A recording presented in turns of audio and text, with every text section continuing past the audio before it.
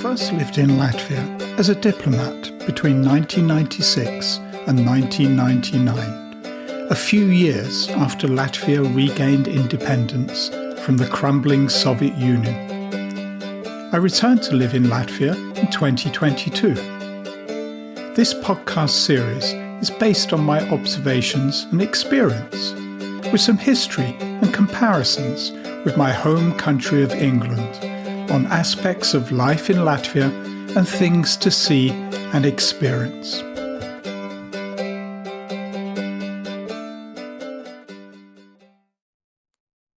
On Mārtiņš Rītiņš, father of modern Latvian cuisine. Picture this: October 1949, a refugee camp in Nantwich, England. The war had recently ended, and Europe was still reeling from the devastation. In one of those cold, temporary barracks that housed those fleeing the advancing Russian Red Army, a baby boy was born to Latvian parents who had escaped their homeland. His name was Mārtiņš Rītiņš. Little did anyone know that this child, born in the most humble of circumstances, would one day become known as the father of modern Latvian cuisine. This is the story of Mārtiņš Rītiņš, a story that takes us from post-war refugee camps to cooking for queens and presidents, from the industrial towns of England to the heart of Riga, and from a life lived partly in the shadows to one of remarkable openness and authenticity. It is the story of a British-born Latvian chef, restaurateur, culinary TV presenter and author, and a fantastic character.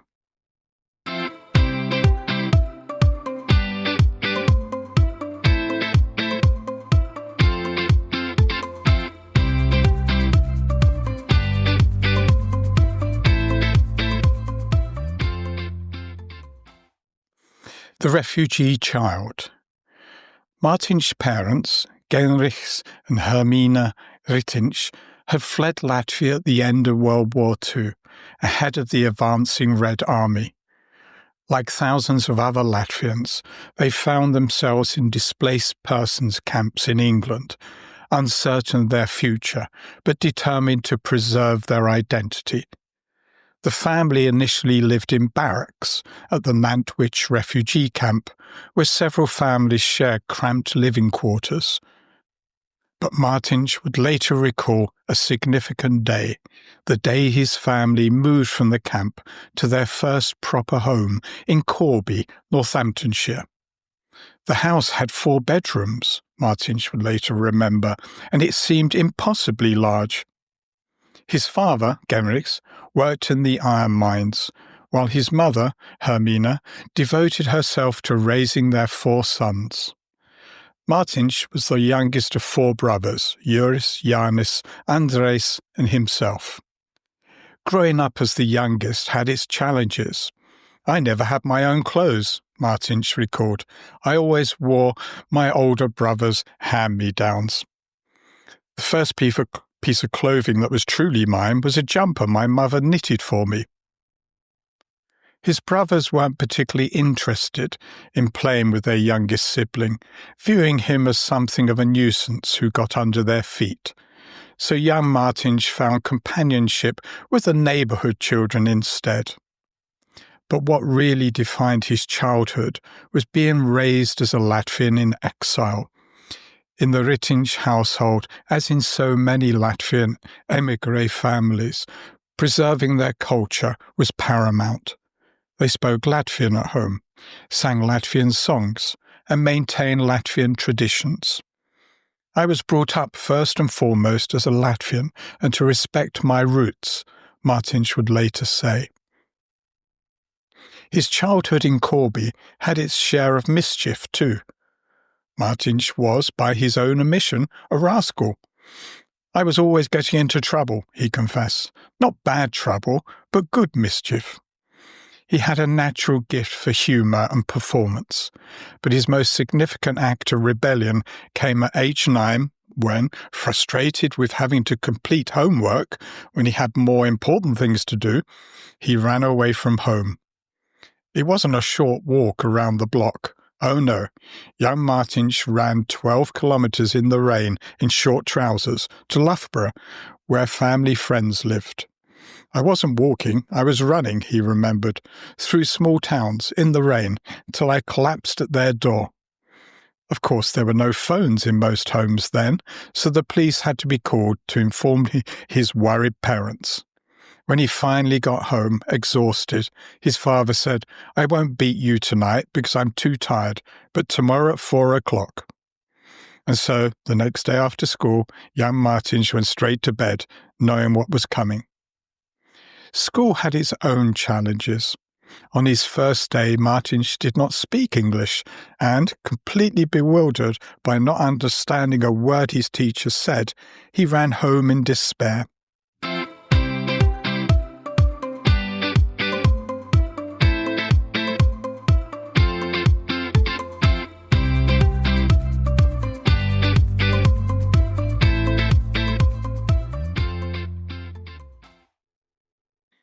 Becoming a chef. As a young man, Mārtiņš moved to London to pursue his calling, cooking. There was something about food, about creating, about bringing pleasure to others through cuisine that appealed to him. In 1971, at age 22, he graduated from Westminster Technical College in London and qualified as a chef. Through the 1970s, he worked his way through various catering companies in the Grand Metropolitan Hotel chain.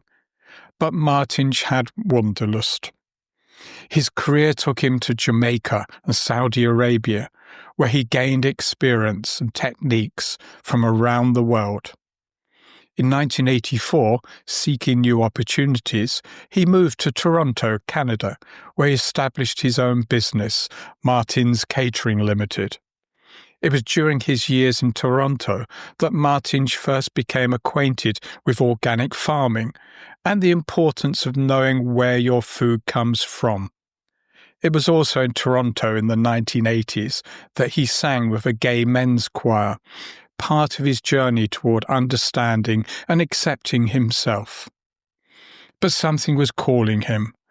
All those years, growing up in a Latvian household, maintaining Latvian traditions, speaking Latvian, it had created a deep connection to a homeland he'd never truly known. And then, in 1991, came the news that changed everything. Latvia regained its independence from the Soviet Union.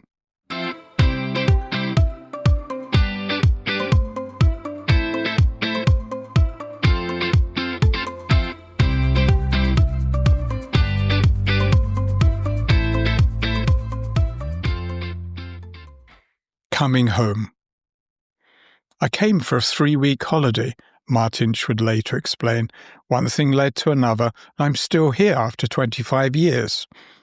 In 1993, at age 44, Mārtiņš and his mother Hermina moved to Riga. He was coming home to a Latvia he'd never really known, to build something from scratch. And what he built would transform Latvian cuisine forever. In 1994, just 1 year after arriving, Mārtiņš opened restaurant Vincent's in Riga, named with a single S at the end. Vincent's started as a small art gallery with a restaurant attached, but Mārtiņš had a vision. He wanted to bring international standards of fine dining to Latvia while showcasing the best of Latvian ingredients. It is not possible to make a great dish with inferior ingredients, he insisted, so all ingredients have to be fresh. He formed close relationships with small-scale organic farmers across Latvia, purchasing ingredients directly from them whenever possible. His menus changed with the seasons: root vegetables and pumpkins in winter, fresh berries and wild mushrooms in summer. Vincent's quickly became the restaurant in Latvia.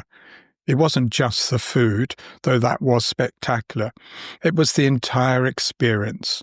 The dining room featured an aquarium with live Faroe Islands langoustines from the same supplier as Copenhagen's famed Norma restaurant, and a duck press for preparing duck in the style of Paris's Tour d'Argent.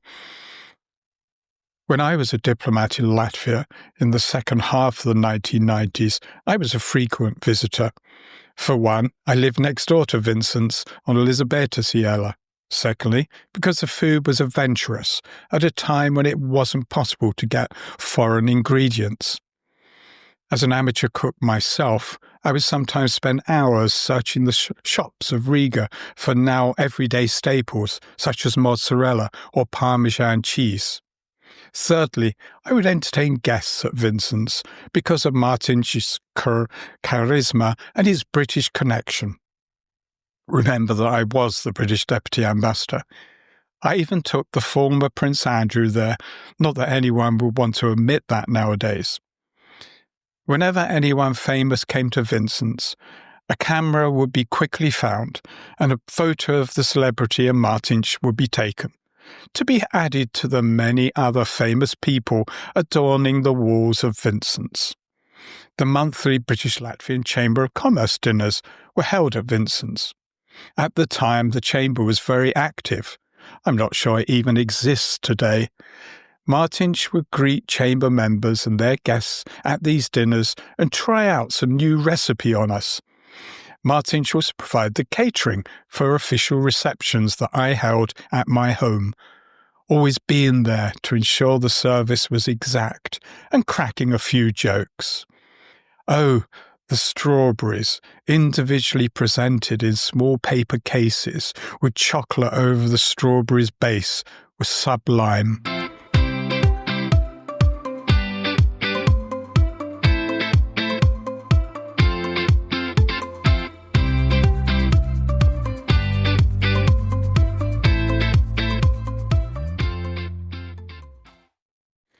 Celebrity and service. The clientele read like a who's who of world leaders and celebrities. From the late 1990s through the 2000s, Mārtiņš organized official state banquets and dinners, cooking for Emperor Akihito of Japan, President Xi Jinping of China, Queen Elizabeth II, President George W. Bush, Tony Blair, Romano Prodi, Angela Merkel, and Sir Elton John, among many others. And Mārtiņš being Mārtiņš, there were always stories. At his funeral years later, an anecdote was told about when Usain Bolt, the world's fastest man, visited Vincent's. Mārtiņš, in his Jamaican accented English, remember he travelled to Jamaica as a young chef, informed Bolt that his meal wasn't quite ready yet. Bolt laughed heartily. Afterwards, Mārtiņš whispered to his staff that he hoped Bolt wouldn't run out without paying, because we'd never catch him. There was the time he cooked for Russian President Boris Yeltsin, and knowing Yeltsin's preferences, slipped some vodka into the soup. When he cooked at the White House for President Bush, he cheekily pocketed some White House chocolates as souvenirs. In 1995, Mārtiņš began hosting his own cooking show on Latvian state television called Kas var būt labāks par šo? What could be better than this? For 20 years, until 2015, he travelled the world on this programme, introducing Latvian audiences to foreign ingredients, cooking techniques, and food cultures. You can find some episodes on YouTube. The show made him a household name, beloved for his charisma, humour, and distinctive expressions, which became part of Latvian folklore. In 1997, he published a cookbook, Mīlas ar Mārtiņu, A Meal with Mārtiņš, notable for using only products available in Latvia at that time. It's now a collector's item.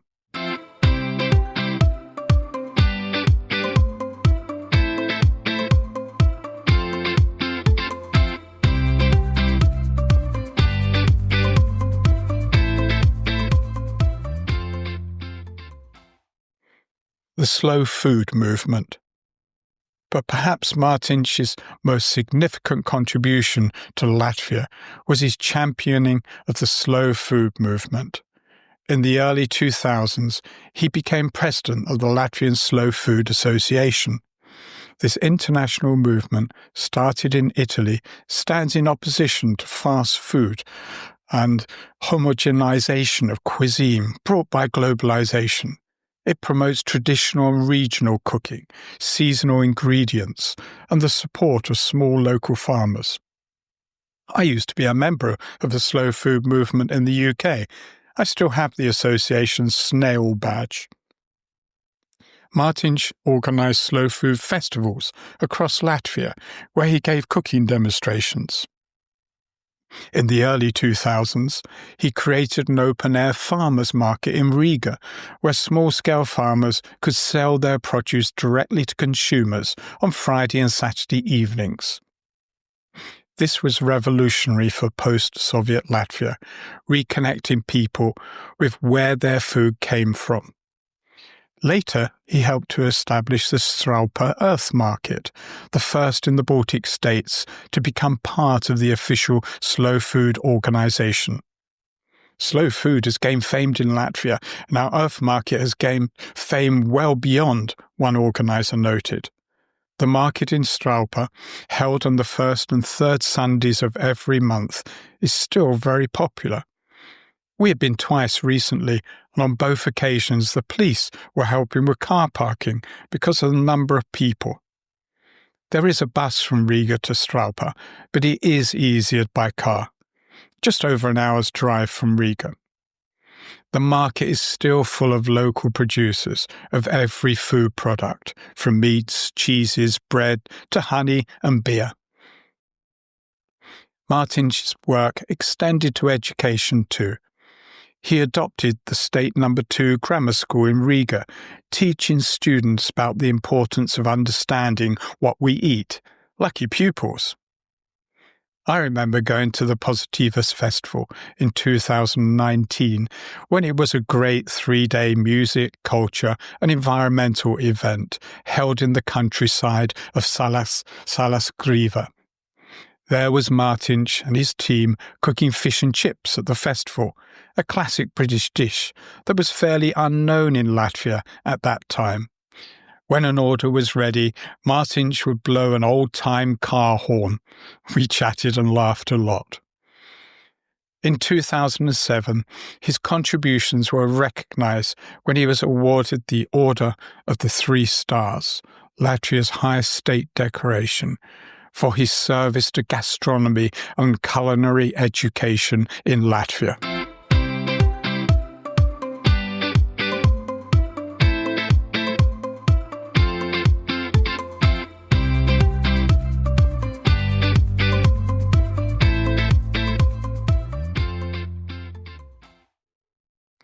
Personal revelations. In 2009, Mārtiņš collaborated with Air Baltic, Latvia's national airline, to create organic menus for business class passengers, featuring local Latvian produce. Even CNN praised Air Baltic's in-flight dining experience, holding up Mārtiņš's work as an example of what quality airline food could be. In 2012, a singular honour came his way. Mārtiņš was selected as one of the torchbearers for the London Olympics, carrying the Olympic flame through part of its journey around the United Kingdom. After completing his run, he flew back to Latvia on Air Baltic with his Olympic torch, a proud moment that connected his British birth with his Latvian identity. But 2017 brought change. After 23 years as director and executive chef of Vincent's, Mārtiņš decided to step away. I've spent half my professional life at Vincent's, and together with the team we've achieved so much, but it required enormous work and energy. So now I'm taking a break, he announced. He handed management to sommelier Raymond Thompsons, someone he'd worked with since 2000. Yet in 2020, he returned to Vincent's as director and co-owner, his passion for the restaurant pulling him back. But the most significant revelation came in 2021. In the spring of that year, Mārtiņš, now 71, decided it was time to tell his whole story, including parts he'd never spoken about publicly. He worked with author Linda Apser on a book titled De Profundis, Mārtiņš Rītiņš, taking its name from Oscar Wilde's famous prison letter written from the depths. In the book, presented at a gala event on the 1st of December 2021, Mārtiņš opened up about two struggles that have defined much of his life: his battle with alcoholism and his journey as a gay man. I don't remember the exact time when I realized I was emotionally more drawn to boys than girls, he wrote. Growing up in the 1950s and 60s, being gay meant living in fear of condemnation or persecution. He dated girls as a teenager, thinking perhaps he would marry a Latvian woman, as his mother hoped. I had secret relationships with boys. I felt good and natural in these relationships, but I always knew I was doing something sinful, something for which I could be judged or persecuted. When he moved to Latvia in 1993, he continued to hide this part of himself. When I came to Latvia, I didn't tell anyone I was gay either. I knew very well that many people equated being gay with being a paedophile. I didn't want to be misunderstood and condemned. Eventually, he wrote his mother a long letter, the longest letter of my life, revealing his truth. He waited in fear for her response, and after 4 days of silence, called her himself, breaking down in tears.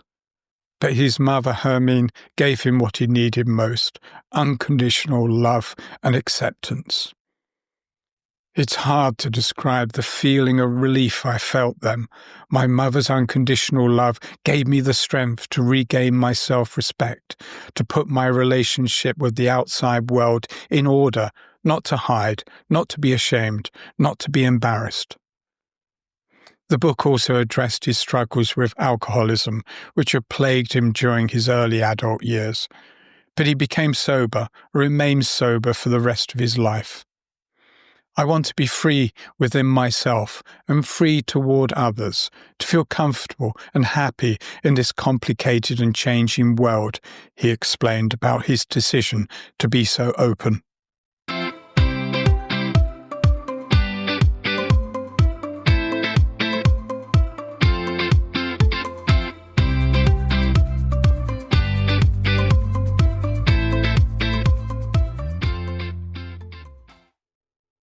The final chapter. After leaving his beloved Baltazar's property just outside Riga, a beautiful home where he kept chickens with names like Inga and Astrida, tended by a rooster called Armands, previously Imants and Victors, Mārtiņš moved to an apartment in central Riga in 2021. His brothers Jānis and Andres purchased the Baltazar's property and moved from London to Latvia. I've always been a city person, Mārtiņš laughed. I'm not meant for growing tomatoes and weeding. Though he visited his brothers regularly at the old house, enjoying the chickens and the peace of the countryside. In late December 2021, just weeks after the triumphant launch of his book, Mārtiņš fell ill with COVID-19. Despite being fully vaccinated with a booster shot, he was hospitalized at Stradina Hospital in early January 2022. For weeks, doctors and his family fought to save him. His goddaughter Renata, a medical student, had taken him to the hospital when his condition worsened. From his hospital bed, he video called his brothers regularly. We told him many good words. We told him to fight, to never give up, brother Jānis recalled. But his condition became critical. The doctors called the family in for what might be a final visit. We said goodbye, with hope of meeting again. We thought he'd gotten through the worst, Yanis said. On 11th of February 2022, at age 72, Mārtiņš Rītiņš died from complications of COVID-19.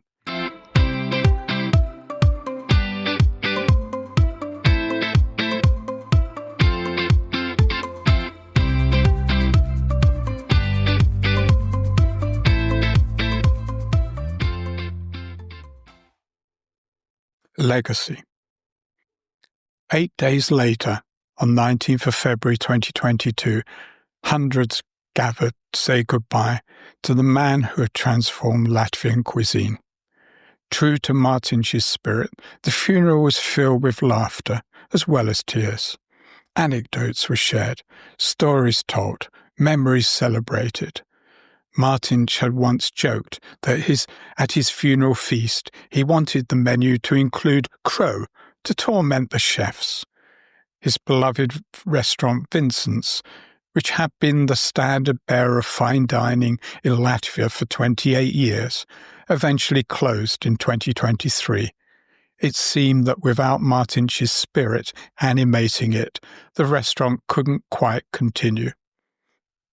But his legacy lives on in so many ways, in the farmers' markets that continue across Latvia, in the slow food movement that he championed, in the young chefs he trained and mentored, so many of whom went on to open their own successful restaurants, in the expectations Latvians now have for their cuisine.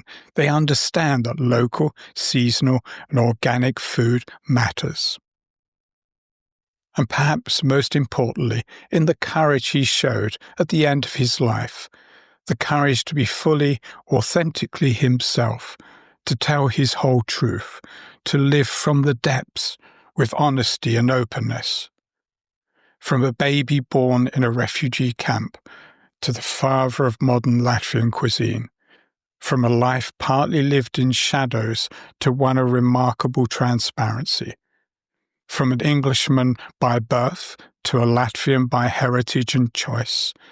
The journey of Mārtiņš Rītiņš reminds us that we can always come home, reinvent ourselves, that it's never too late to live authentically.